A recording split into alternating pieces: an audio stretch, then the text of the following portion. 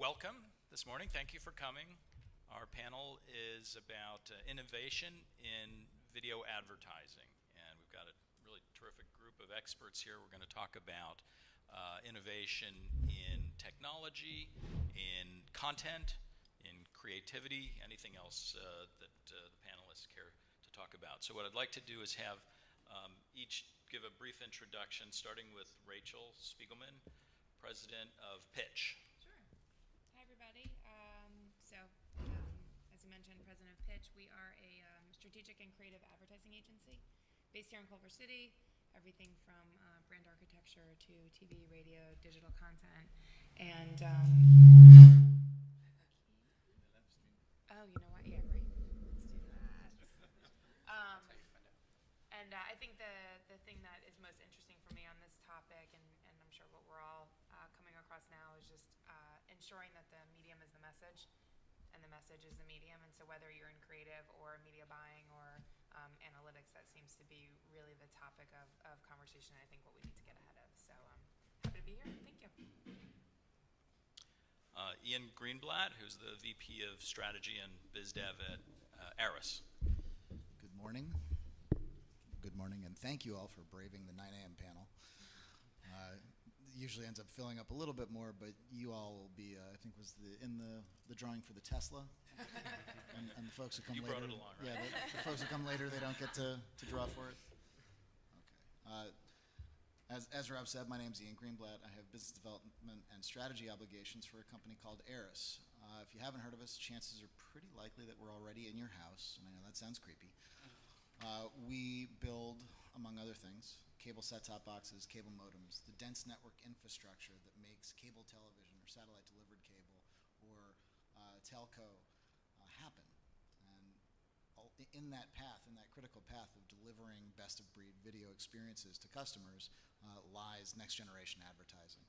And Aris is poised. Currently, I believe we're just north of 70% of all video on-demand linear advertising comes off of Aris systems as well.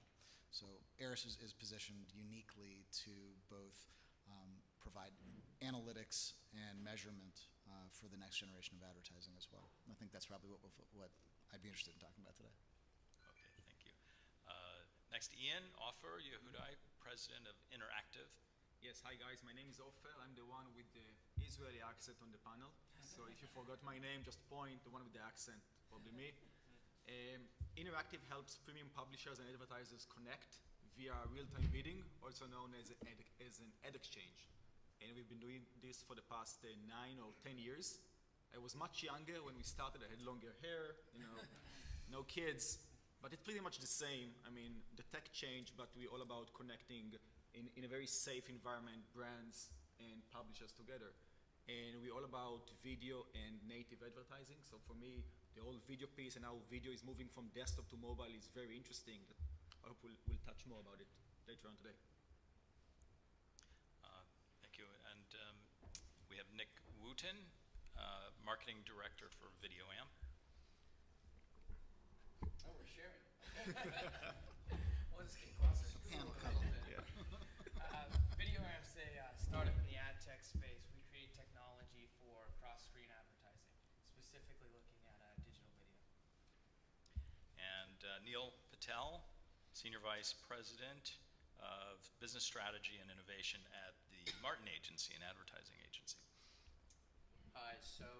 We're an agency based in New York, London, and of course, Richmond, Virginia. Big media hotspot capital of the world. This is where we break you the news. Tesla is actually a model, so you'll all get a Tesla. I do most of the business strategy work for our agency as it relates to our agency's place in the world, as well as our clients. I also oversee our engagement department, which places about 200 million in media, roughly, for our clients that range from Geico, Discover Card. I always forget all the ones that I have to name, but they're all of them. They're all loved, and we also represent aspects of Walmart's business. So. Thanks, Neil. And I'm Rob Kane, President of Pacific Bridge. We're a cross-Pacific production and advisory company for media companies, mainly focused on China.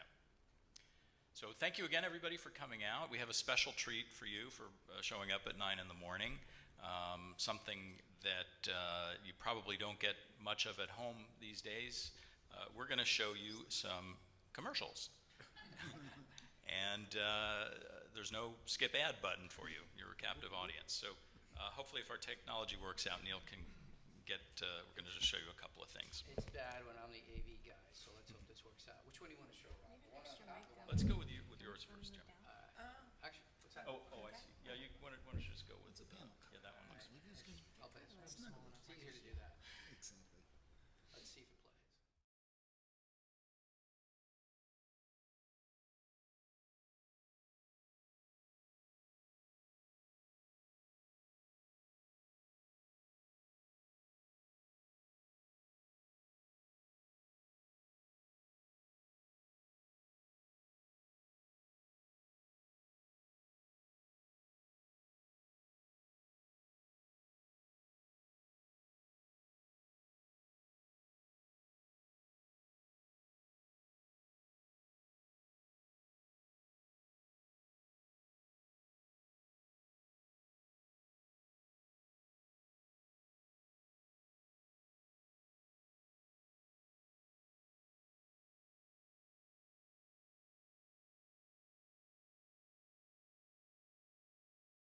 I wanted us to take a look at that as one strategy of an ad. The remixing. Don't thank me. Thank the savings. You can't skip.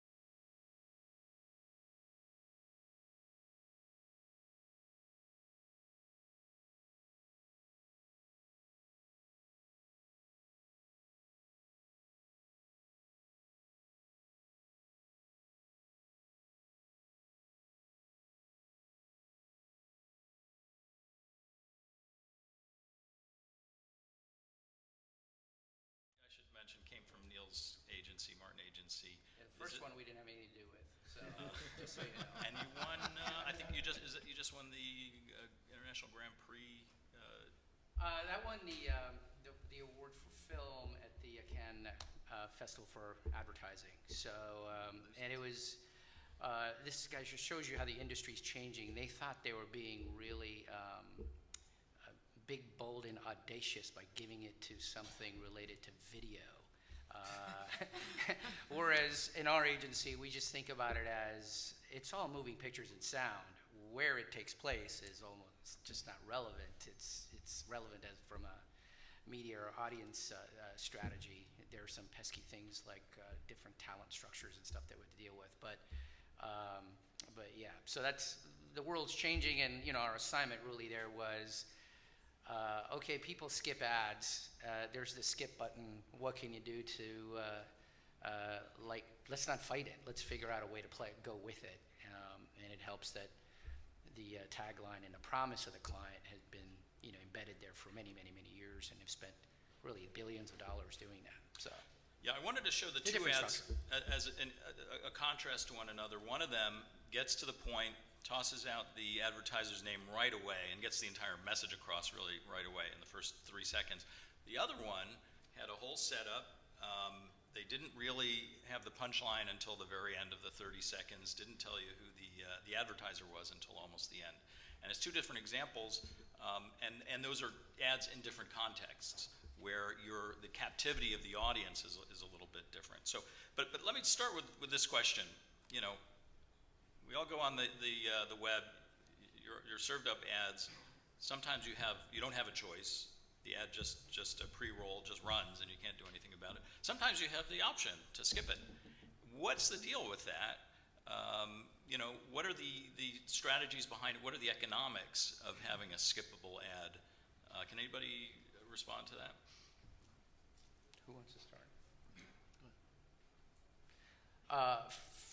From our perspective, you know, we just think that's a consumer norm, and from an advertiser standpoint, we either design our content to play to it when it makes sense, but it's not necessarily a bad thing from our end because we don't pay for it if people don't view all the way through. So we're not out anything. Actually, if people view all the way through, then we actually consider that a particularly valuable person. It's somebody who actually cared enough to sit through it, or are asleep in front of whatever they were asleep in front of. So.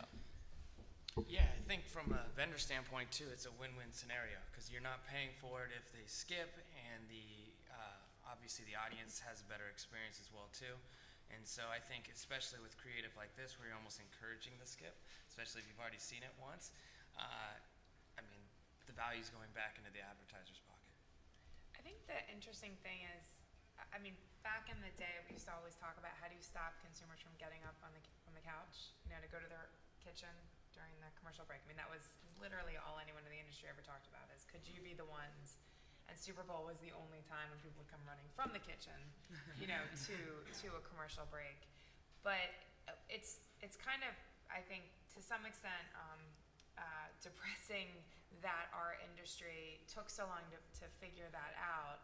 And even as, you know, digital, and especially with mobile, and even, you know, some of our own clients, I'm sure, are forcing content, to your point, it's moving pictures, TV commercial, digital video, it shouldn't matter anymore, it's all content, are forcing content on consumers in a way that they just don't want to receive it.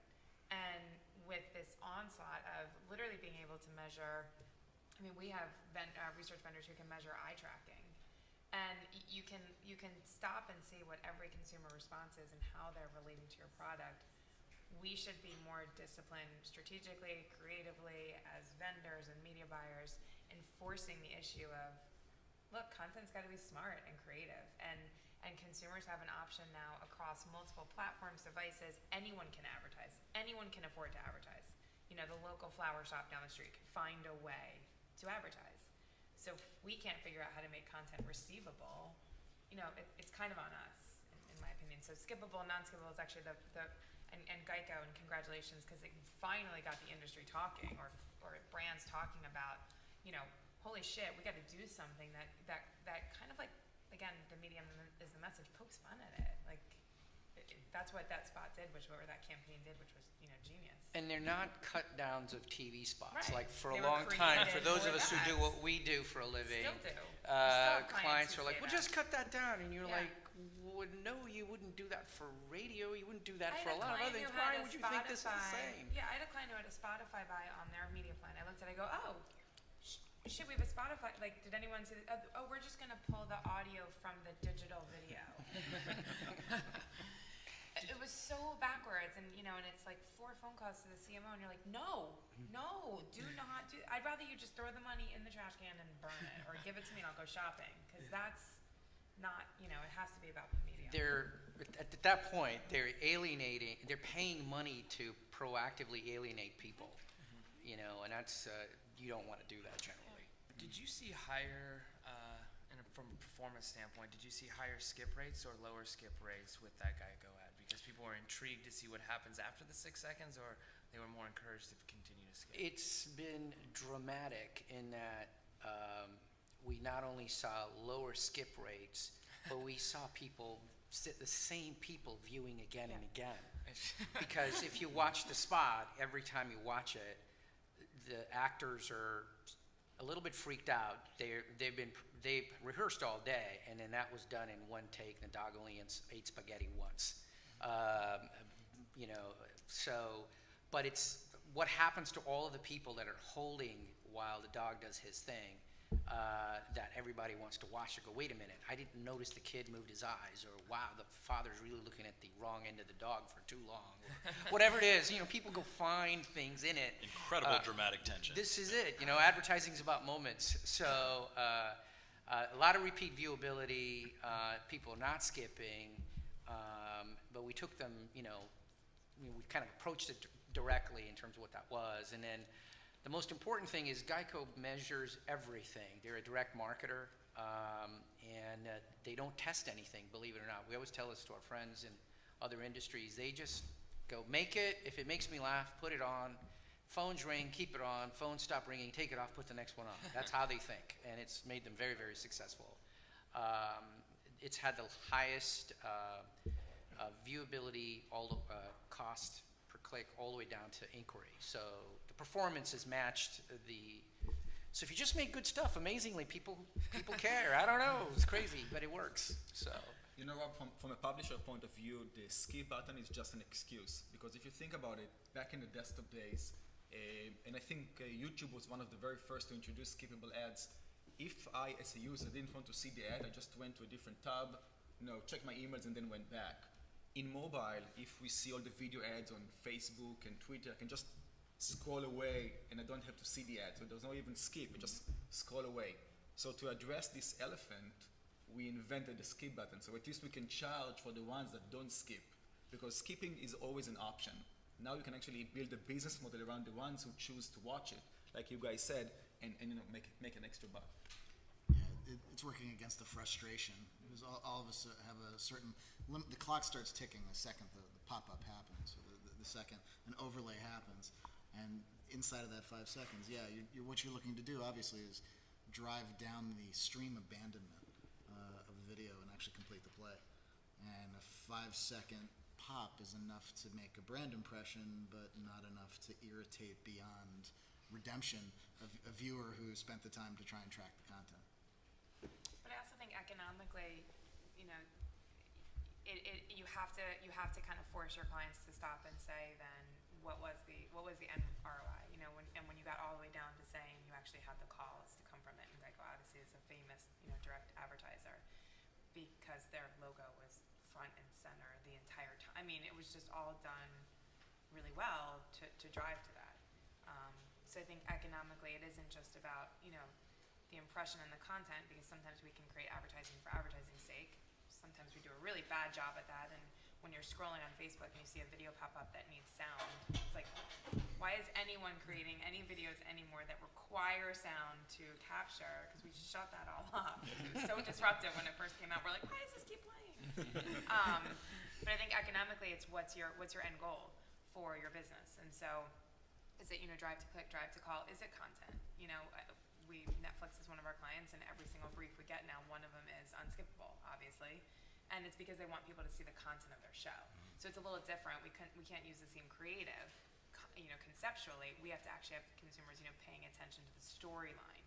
So how do you do that? Why? Because they're advertising a new show, an original show. So I think that's where the economics come into play. Yeah, you mentioned ROI, Rachel, return on investment. And one thing that I don't hear talked about very much is the rising cost of capturing consumer attention. There was a really interesting article in the Harvard Business Review last week where the author said the cost of commanding consumer attention has seen a staggering 7 to 9-fold increase since 1990. And if you think about it, demand, why is that? Well, it's the demand-supply relationship. Demand for consumer attention has really grown as we see more and more brands out there. You used to be able to go and buy toothpaste and look at maybe 3 or 4 different brands. I was just last week trying to choose between 18 different flavors of Crest. And they're all looking for different consumers. At the same time, consumer supply of attention for ads has, I think, demonstrably dropped.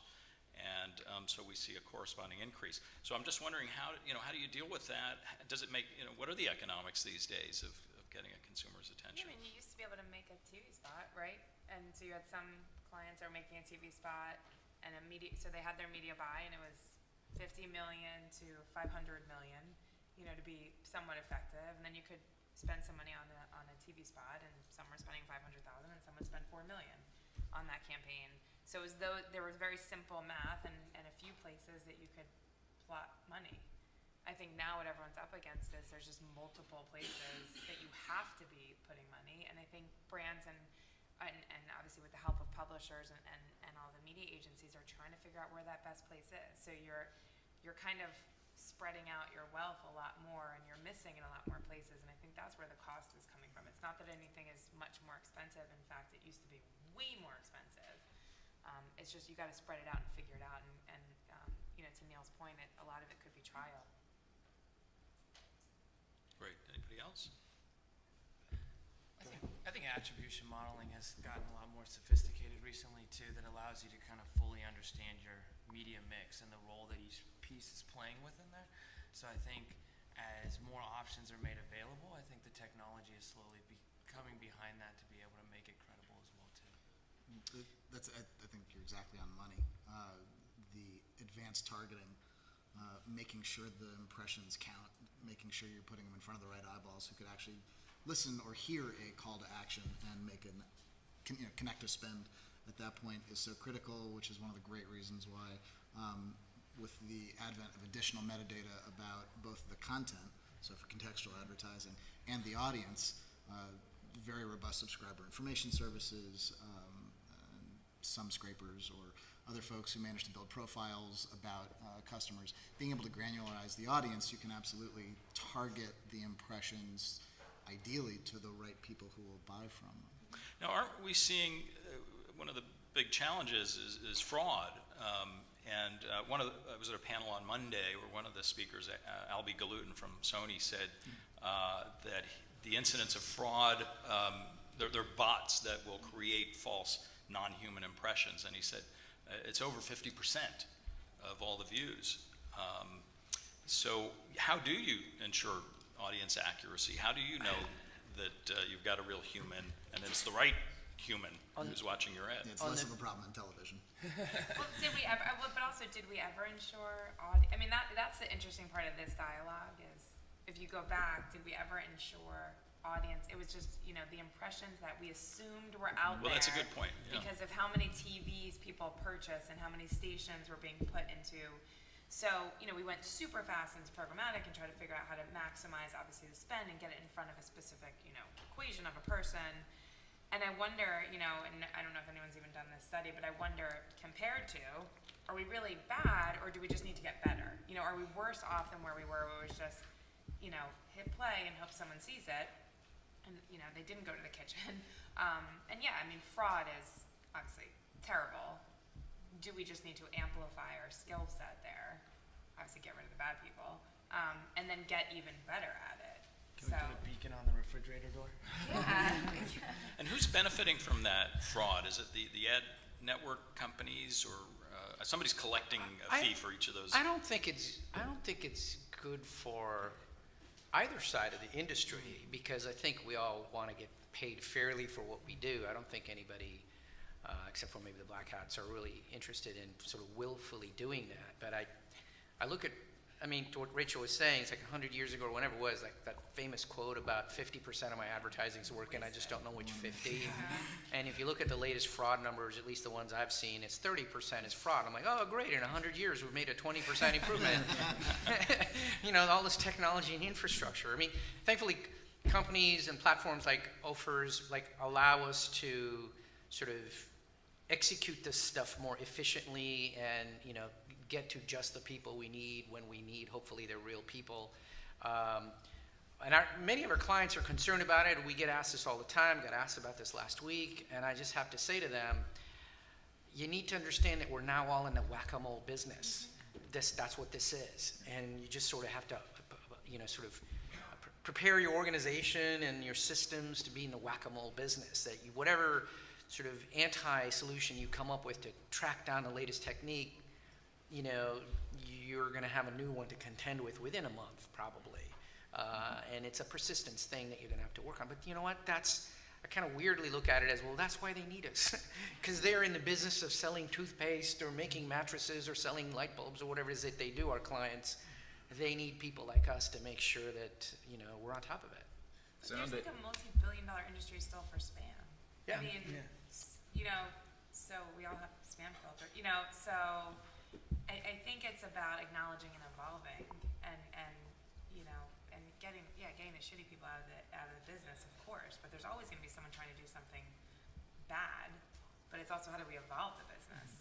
But there are things you can do. If you look at the promise of digital and mobile, specifically moving to a one-on-one conversation using RTB, it was a great promise, but then we saw fraud and bots and other stuff. So more and more publishers and advertisers are moving from what we call the public exchanges to private marketplaces, where a publisher and an advertiser connect using the tech, using the pipes, and they execute the deal in a very secured environment. Now, it doesn't eliminate 100% of the fraud, but it gives you more control and more viewability and ways to actually measure what's going on. Just to give you some numbers, in 2014, about 10% of publishers actually use private marketplaces, give or take. This year we saw 30 to 35%. So that's 3 times more publishers actually using the technology to control what's going on. And that's the change. It will take some more time, but technology will definitely help us fight fraud and addressability, like who am I talking to at the other end of the screen in the next 12 to 18 months. I think there's also been a lot of new technologies that have come out that specifically address this. I think, you obviously see the common ones with viewability or Nielsen DAR or ComScore VCE, but there's also some smaller companies creating technologies that do human verification. So they're tracking whether or not mouse behavior, data capture fields, they're able to see if you're making purchases, and then they verify that user, cookie them, and know that it's a real human versus a bot out there. So I think there's a lot of new technologies that are being made available, and at scale too. Great.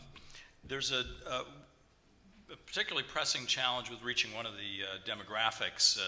Millennials are notorious for not watching ads, not being cable subscribers, not really even watching television a lot of the time, but consuming most of their media through other means. So how do you, and they're a hugely important segment of the audience. They're the people who advertisers traditionally are most interested in. So how do you deal with that? First of all, I'm going to throw on my professor hat and bristle a little bit at the notion of cord nevers and cord cutters. I have to do education on this every time I hear the Well, words. I didn't bring up that term. I'm just saying a lot of them have I it. understand. Yep. Well, millennials and never having a cable subscription is frequently a mislead, largely because broadband is a prerequisite for anything over the top, any sort of digital advertising, any sort of digital content. There needs to be some manner of broadband connectivity for said millennial. Right, but I think you'd agree with the point that it's a difficult audience to reach. That's really the point I'm trying to get across. I will agree with, but I will also say that I think Chicken Little's admonition is way early. That millennials aren't actually as difficult to reach as one would think. It's just simply a different method in reaching them.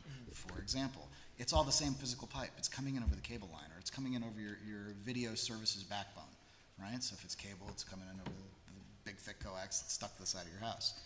It might not be coming over your set-top. It might be coming through your PC, through digital advertising. But the infrastructure is still the same, and the ability to both understand who the audience is and inject appropriate and contextually relevant advertising in that path is largely still the same. Yeah, to echo that, I mean, the FEP inventory online and OTT inventory is a great way to reach millennials. And like you said, it's still coming in, over broadband and still accessible, and it's the same content. You're just reaching them through different screens, different methods. And in our world, it's kind of an interesting phenomenon. Probably every one of our clients and every one of our prospective clients, I can pretty much tell you almost every week, we got to reach millennials. And I always think to myself, these people have been coming for 20 years. How come you're just not waking up to that? Like, I don't get it. There's some messaging issues on their side that they have to deal with, which we help them with. But from a targeting standpoint, honestly, there's a couple. One that's incredibly beneficial is because they're so multi-platform, it actually drives innovation and thinking from a content standpoint and everything else, in that our clients know that they don't know enough, and they let us do some things in spaces that they normally would be moving very gingerly into. So I think that's actually a positive thing. We use it to our advantage anyways. The second thing is we're increasingly not buying demos. That's kind of nice that you're a millennial. I'm really interested in a whole lot of other things about you that lead to, oh, you're actually the kind of person we want. You just happen to be a particular age and or other things. So we're really buying, thanks to, guys like the folks on my left here, we're buying audiences. We're not buying context necessarily. And that raises a question I've been wondering about. What are the metrics these days for valuing an impression or a viewer? Is CPM still really important? Is it cost per acquisition? How do you measure social engagement with an advertising campaign, and how do you pay for it? I think the answer is yes. Yeah. I think no one's figured it out. We have to find a new way of measuring action. To Neil's point, it's and actually everyone glazes over it because we're all worried about the cable cutters and saying we can't get to millennials. We just bored them. We just made them bored at first because we just kept talking to them like we were talking to ourselves. I apologize. I assume we're all a little bit on the brink of the other side.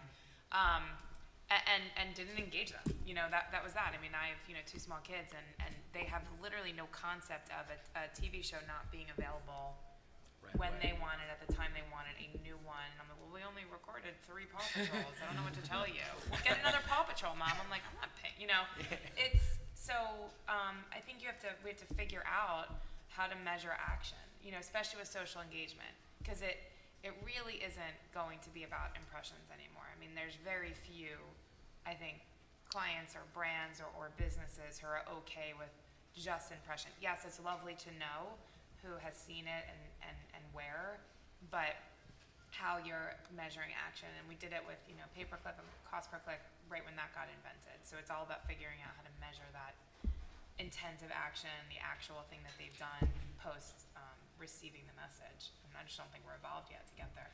I think your client's business model drives it. If you're Pepsi or a packaged goods company, you're going to maybe lean towards an impression-based model, maybe. But if you're a direct marketer or anything resembling that, or a high consideration business, where like a car company, you're really going to be interested in some sort of a performance metric. And in social, lots of conversation on how that gets measured. Again, a lot depends on what the business model of your client is what drives what we're going to do. From our perspective, we have a set of toolbox components that we pull together on the back end and how it all works, and then try to make the creative in a way that is right for that medium and doesn't bore them. By the way, at our house, we have 20 episodes of Paw Patrol. And Right. kids can't understand why you can't get that right away when you need it. Like So, that. yeah. But we have to remember, it is a marketplace. So we have buyers and sellers. So when you walk into a publisher, eventually they sell their media, they sell their inventory. They listen to you and you explain the platform and the tech and the ad unit and whatnot. And then they ask you, okay, so what's the CPM, right? Totally. So how much you will pay me per impression? And viewable or not viewable, completed or not, they want to get paid per impression. That's the most basic unit they sell. Now, you guys, you want to buy something else. You want to buy engagement and conversion and whatnot. They don't care. So in a marketplace, I mean, the physics is about how can we speak the same language, and that's the challenge. I mean, how can we convert those engagement on the social network to the value of the specific impression? And if you're just paying for viewable impression, that's only 20%, so you have to increase your overall price accordingly to backfill. So it's the same conversation. And when it comes to millennials, it wouldn't surprise us. I mean, we all pretty much use the same apps. At least some exceptions here and there, but we use the same apps. And what we saw is that the biggest trend on mobile specifically is mobile commerce. Because the millennials or the audience you are looking for, they are 70% already educated and know what they want to buy. Right? So they know what they will buy. They've learned it from their friends, from the social network, they've done the research, they've read the reviews, they know. They may debate between 2 items, maybe not sure about the price, but they know. So if you offer them the way to purchase or buy what they want in the right price, when they are in the right state of mind, they will buy it from their mobile device. That's the fastest growing vertical on mobile. So if you know how to craft that pitch, you have high chances to succeed. Different. We used to create the state of mind for consumers. Yeah. Now they It's create it for changed. themselves, and we have to find it at the Exactly. right time, which is why it's so important to figure out the platforms to do that. So I how think- are, can I no, just go ahead. I think Uffer really got it right here, which is and thankfully the buyers are getting younger. Something my dad used to say, which is, you can't sell something to a person in a way they don't understand how to buy it. If they don't know how to give you their money, they're not going to be able to. Right. So in exactly the way Offer said, that they know how to buy CPM. Buyers know how to buy CPM. And what I said at the top of it was that those buyers have largely moved towards different areas in the agency practice and or retiring, and the new buyers are digital natives. They grew up buying in a very different way, and they actually understand the media that they're buying much better than the generation And they before. actually use those products, which makes a big Just so. difference. Yeah. You know, Just they are a consumer of these things. So, also, millennials are not monolithic. Like, this is one of the conversations we tend to have with our clients. It's like, okay, there's 80 million of them, can't ignore them, but a third of them already have families. You know, like, that's a different set of values, you know, that come with that. A fourth of them are Hispanics, roughly. That's a whole different set of values that come with that. So, you know, it's definitely a generation that's going to reshape a lot of things to come and is already reshaping what we have, but they're not a monolithic bunch. They really aren't. Well, I want to shift to talking strictly about television for a moment, and I'm going to toss out a few statistics too. I've been in the TV business for a long time. Back when I was really most active in it, I was working on shows like Melrose Place and 90210, and I was part of launching a show called Judge Judy. And part of my job was to know what all the shows that were out there, and I counted about 120 scripted original television series on the broadcast networks and on cable. Now, and we're in this what's commonly called a golden age of television, and I won't argue with that, but there are about 400 original scripted TV shows on the air. We've gone from an age where All in the Family, Norman Lear could count on 40 or 50 million viewers every week to tune in. Now Empire, I think, has been the highest rated show, and they get maybe 6 or 8 million. The finale of MASH, this is going back a long way now, but they had about 115 million viewers. Mad Men had its finale, they got 3.5 million. So there's got to be a major compression of the economics, yet the cost of these shows are not really, they haven't dropped. So how do you aggregate an audience for a television program? How do you justify the economics? Is this 400 shows even sustainable? Is this going to last? Those analytics are tough, though, right? Because there was no C+3, C+7 for the MASH finale. But for Mad Men, it may have been 3.5 million sets of eyeballs watching live linear, but the C+3 and C+7 numbers were astronomical. Yeah. It's like The Walking Dead. Could you explain that? C+3 Okay. and C+. What I mean by that is it's a commercial +3, commercial +7. Yeah. Commercial +3 days beyond initial airing. So essentially DVR plays or VOD plays of a initially broadcast title. So C+3 is within 3 days, C+7 is after 7 days, and the C in front of it, as opposed to an ordinary rating, indicates that the commercials, so commercials, that commercial load. Because in on-demand programming, very frequently after the initial run, the advertising can be replaced. So you get a second bite at the apple. It's sort of like a time machine, right? Me being able to sell you the same newspaper twice. Very exciting, but it also throws a little bit of a wrench in there for analytics and metrics about a piece of advertising in a specific piece of content. But, Right. you know. I'm sure you'd agree, though, the audience that has completely splintered. The number of viewers for any, even the best, most watched piece of programming, the numbers are just much lower. The ratings have been plummeting. Even this last summer, the traditional broadcast network saw another major drop. And yet people are watching more television. So, but spread out across many more shows and many more places. But So, aren't there more viable consumers too, per household? So it's like I think we focus so solely on certain numbers and how they're decreasing, but we forget to look at all the things that have increased. So how many of those 150 million people, including my household that watched MASH, are viable consumers versus now you've got kind of teenagers with, the ability to buy something on Amazon or iTunes, and they are literally viable consumers way earlier than I was. So, yes, we're diminishing, but we have this purchasing power that's kind of, in my opinion, I haven't done any research on it, but getting a lot younger. So I think there's just so much change that's gone on, that just saying, oh, well, there's 115 and now there's 3, it's like, hold on. There was so much that commercial, that the commercial industry can still take advantage of. I agree. I think there's sort of two big factors, right? One, consumer-supported content now is more viable, and what she just said, effectively, Amazon and really Apple, iTunes are vending machines that didn't exist for paying for your own content before. You had to, maybe we were able to get that at Tower Records when you actually went, this is how I'm dating myself, but to go buy a piece of content, right? So the ad-supported part of the business is like maybe 60% of the content and declining. Consumers are reaching into their own pocket for it. There's a lot of competition for it, whether it's mobile games or all sorts of other things, right? So apps. So I think they're able to support it more easily than before.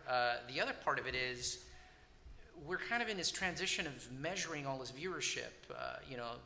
Yes, it may have been 3 million people, but C3, C7 allow us to measure it better. And then there was an announcement yesterday. We'll see how it actually plays out by Nielsen, to where they believe by early next year they'll be able to measure all of these platforms on a single metric across all the platforms. It's sort of like, Xanadu or Valhalla or whatever. Like, it's been promised for a long, long time. We'll see how it works. But if it does, somebody's going to figure this out. Then you're going to have measurement meet reality. Like, the reality is ahead of measurement, and then once the measurement catches up with reality, I'm not saying all the economics will get readdressed and rebalanced, but a lot of it can. But look, if I'm in the content business, I'm thrilled. I don't have to deal with these pesky advertiser people. I can just sell my stuff directly and make some money on it. And the ad part of it, it was always a subsidy anyways, and I'm a little less reliant on it. Yeah, I think the number of viewers per show may be decreasing, but screen time is continually increasing. So I think, in the past you may have had one opportunity to reach that audience, and hopefully you do it well. Now you have multiple opportunities to reach them after the fact, over and over and over. As long as you're understanding that full ecosystem, then you have a bigger opportunity. I tell you what, we have a 9-year-old girl, and she doesn't know what linear TV is. I mean, for her, a channel is when we go on a family vacation and there is a TV in the hotel, and there may be a Disney Channel. So she wake up, before us, and she opens it up. When we are at home, she uses our iPad or IPTV, Netflix, Amazon Prime, Little Princess and stuff like that. That's what she knows.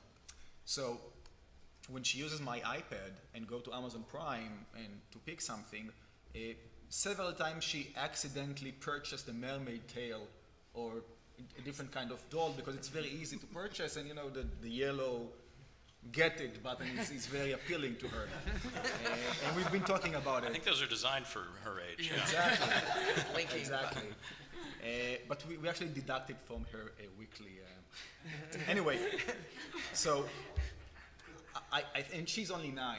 And originally we are from Israel, again, hence the accent. And every time we talk about going back to Israel, which doesn't have Netflix yet, I mean, that's the showstopper. No Netflix back home, I'm not going back. So, but they are working on it. So I think that... You'll go home soon. Yeah. VPN. So for this generation, it's gonna change radically. I mean, linear TV, it's not in their mindset. So again, we talked about analytics, understanding where the audience is when it's gonna change dramatically. So I'm saying the audience is there. We not necessarily know how to measure all of that, but it's definitely out there and growing.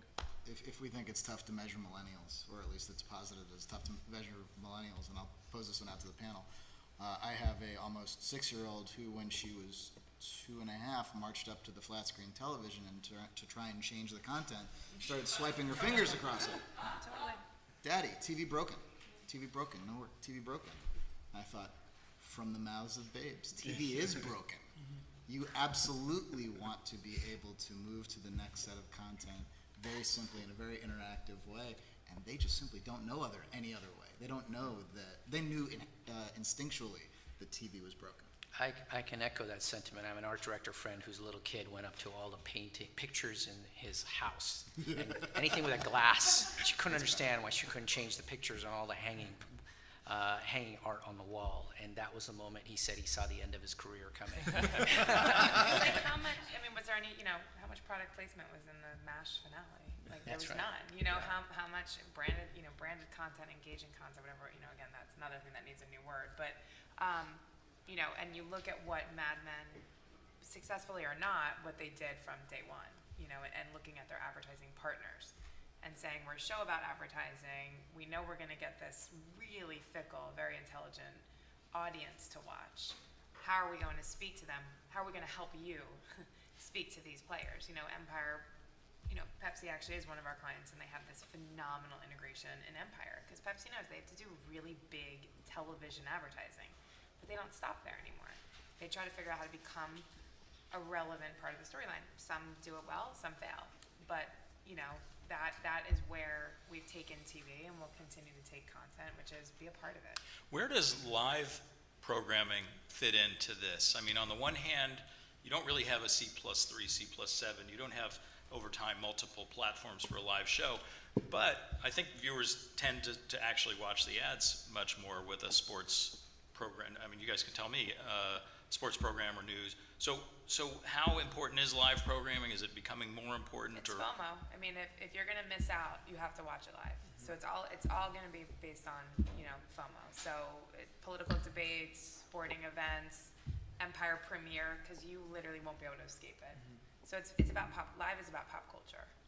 Yeah, anything with an uncertain outcome, any property with an uncertain outcome, sports is at the top of that. Debates becomes, the Super Bowl. Those become extremely valuable. That's why you're seeing like the value of sports franchises increase so dramatically. It's because they're the only way to reliably assemble men in real time. For instance, I'm stereotyping, but that's you say people like Dick Clark Productions with all of the award shows that they own. The value of that, those licenses has gone up because, again, they sell uncertain outcomes. You don't know who's going to win, and you got to know it in real time. News is different. I think news is commoditized. You can get it anywhere. Local. There's no way, but yeah. Yeah, all value in news is local. Correct. Local broadcasting, local broadcasters, that audience can't be replicated anywhere else. Yeah. So, Yeah, one of our clients is Cablevision on Long Island. They have a channel called Channel 12 that everybody on Long Island just swears by, and the coverage is all the way down to what happened to the local high school sport, and the people keep switching to Verizon because they don't want to lose that Cablevision does, and it's a brand. So yeah, I agree. One of the big topics at the conference this year is virtual reality, and I'm just curious for the audience, how many of you had seen virtual reality experiences? Have you checked it out here? Has anybody seen an ad yet in a virtual reality experience? You have? Okay, a couple people. That's really my question. This is a new medium that to listen to the talk here at the conference is just going to overwhelm our businesses. And have any of you given much thought, or have you had an opportunity to look at advertising in VR yet? I think in the early phases, it's going to be treated like a gaming model. You're going to have in-content, you'll have ads while you wait, certain scenarios, and then as it evolves to being able to be utilized with other screens, then that format will change. But I think in the early phases, it'll follow a gaming model. Okay. I think like any medium, it's about scale. So once you have the right scale and you can address people, advertising will be there. When mobile just began, people said, mobile, it's so small, it's unique, we can't measure it, the ads are too small, why should we even bother? And it was 9 years and it changed. And now VR is unique. No one has a VR setup in their house probably. But as it will change this way or another, and we'll be using it more and more, advertising will find its way. You said, the medium and the message, it's the same idea. Right now, it's just fun. I think VR right now too is exploring other areas besides consumers. Like applications like USC uses it to train their football players. Real life scenarios without taking hits, and I think there's a huge market for that right away. I think VR's, I think it's gonna end up being content, I think it's gonna be hard with advertising. I mean, it's like, look at QR codes. Everyone thought QR codes were gonna change the way. Wait, they're not? I know, and it's like, wait, I have to download something? Do you Forget remember, that. do you remember the QCat? I mean, so, I don't know, we might be asking consumers to do a lot, Do, know, do, do for the two advertising. people who raised your hands, I'm curious, do you remember what the ad was and what was the impact of it? Nike Yeah. and Lexus, and they were huge, huge ads. Chris Mills directed them, very expensive. Oh, so these were commercials that were virtual reality commercials, or? Oh, okay. Like Google Cardboard, look at that on your cell phone. So that is the experience. Has anybody seen an ad within a virtual reality experience? Yeah. So. Yeah, and it was, as you mentioned, it was gaming-like. It was at a transitional point. Something happened, it was like a cutscene. You were in it, and then you were somewhere else within it, VR, and then you were into whatever your next phase was. Was it effective? Do you remember what it was? Talking about it. More of a, oh wow, you've got an ad. You're talking about the platform. This room of people would appreciate that. Right. It was clearly effective. It's a day later and he's talking about it. I think the mobile aspect of VR, because I think ultimately VR will be a much more mobile experience than will be traditional mobile delivered advertising or, well, no, traditional television. They're exactly the same as mobile delivered advertising. But you're going to face the same issue that 3D television has unsuccessfully faced, which is there's an equipment hurdle to climb. There's a pretty mediocre adoption curve, and there just simply isn't content. If there isn't content, you can't drive an audience. If there's no audience, the tree doesn't get heard when it falls. Well, is there a need? I mean, do we need, I don't know, do we need it? I think you're going to see sort of early adopter brands who have early adopter audiences, people like in gaming, people like in the energy drinks business and so on. But it's you're going to have to fight, at least with clients, the novelty effects of like, are you selling me this because your creative people really want to do it, or are you selling me this because it's the right thing for me to do? Like, let's sit down and talk about it. And I'm sure at Nike that's a different conversation than perhaps 95% of other advertisers. Well, I want to leave some time for questions from the audience. I just have one more of mine for the panel, and I can open this up to anybody else who wants to respond. I was just a really highly recommended article in the Atlantic last week. Walter Kern, the guy who wrote Up in the Air, the book that was made into a film, he published an article called "If You're Not Paranoid, You're Crazy." And his premise was that you're being watched, everywhere by your devices. He opens the article actually by relating how he and a friend sneaked up to the NSA's gigantic data center in Utah just to check it out and see what it was like. And they had some kind of a drone or helicopter, they couldn't tell, just kind of hover over them and who knows what it was doing, analyzing their DNA or whatever. But his point is, we're carrying around our phones, our tablets, our computers, we've got smart TVs. All of them more increasingly are designed to watch us and listen to us and respond to commands that we give them. At the same time, they could be used, and I think in some cases they are being used, just to spy on us. And so, as advertisers, as people who are trying to reach an audience and understand them, and maybe with the just purely the motive of serving them better, there is opportunity to invade privacy. Where do we draw the line? Do we have a responsibility to the consumer? I don't know what the legal situation is, but I'm just thinking more ethically. Is that something that you think about? I don't know, I mean, nobody's forced, it's not like the NSA is knocking on everyone's door and being like, you have to sit at the breakfast table with this, it's that, I think, But I would say, everybody can take for granted that we've got these devices with us all the Sure. time. We don't even think about it anymore. Sure, and the microwave was going to burn all of our brains out, so, I think, I don't know, it's an interesting question because as advertisers, it's important for us to have that data to the extent of freedom and what we, believe in the safety of our country versus people, and privacy. Yeah. If you want to keep it private, just keep it offline. Yeah. It was the devil's greatest trick was convincing man he didn't exist. Yeah. Something like that. Just because you're paranoid doesn't mean they're not really out to get you. I'd like to think that there's a slightly less nefarious backbone behind it. I know Google now, Alphabet, is less don't be evil and do the right thing. That transition went sort of without notice, but it's kind of significant. And the ability to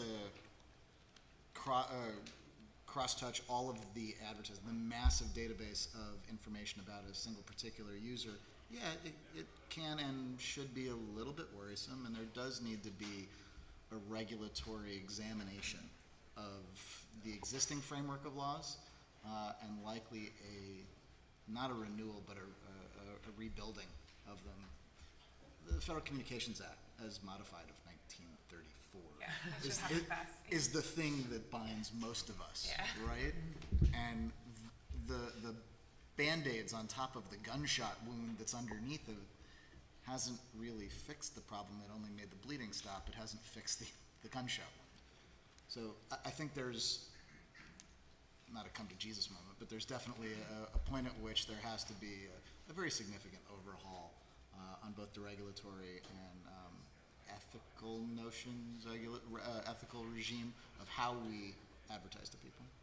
Look, from an advertising point of view, more and more publishers are being very careful about the type of information they are sharing with the outside world, what kind of first-party data they are willing to share out. They are very careful about it. Even though they know they can make more money if they share more location information or more personal data that they may have, they are very cautious. At the same time, when I buy things on Amazon for my phone, I know they capture all my transactions and they offer me stuff, and I'm willingly enjoying that. It makes my life easier. So putting NSA aside and bigger stories, just from an advertising point of view, I think we all are very, very careful. We understand the power and the responsibility that we all have on the supply and the demand. And I haven't seen any significant publisher or advertiser exploiting that. You know what the first thing I do with our interns? They come in every summer and, scare the shit out of them because, the president's walking in to meet with you. I make them all sit in front of our conference room computer and Google themselves. I'm like, this is what everybody does who interviews you. Anytime you send a resume, someone's going to Google you. So just know what's out there. Just be aware.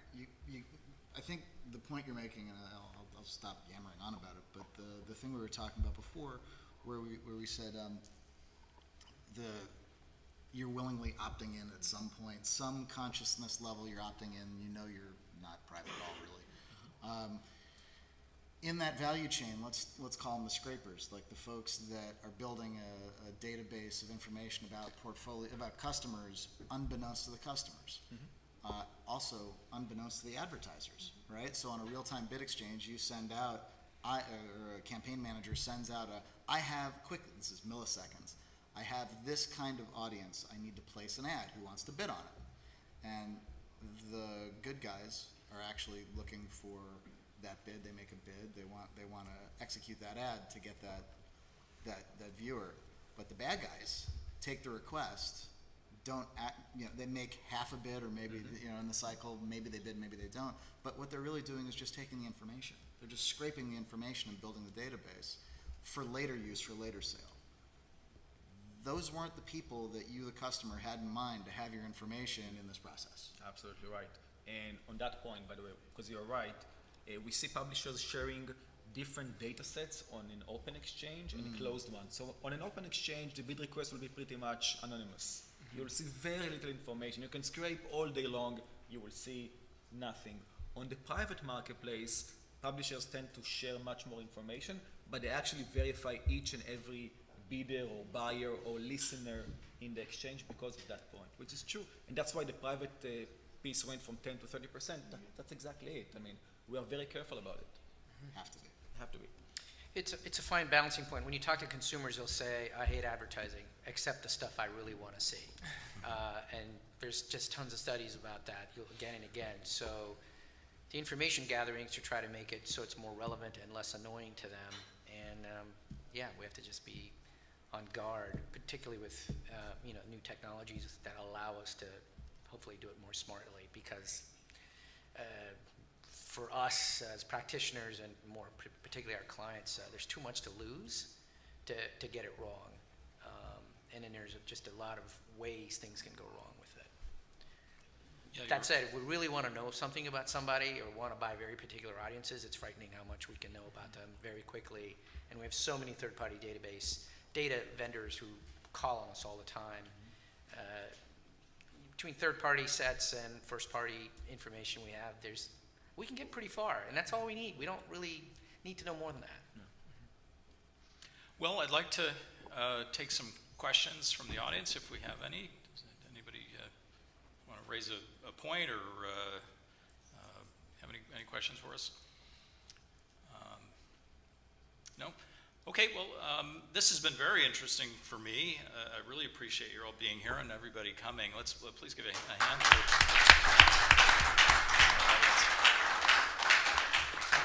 Thanks. Will the winner of the Tesla draw please come up to the microphone?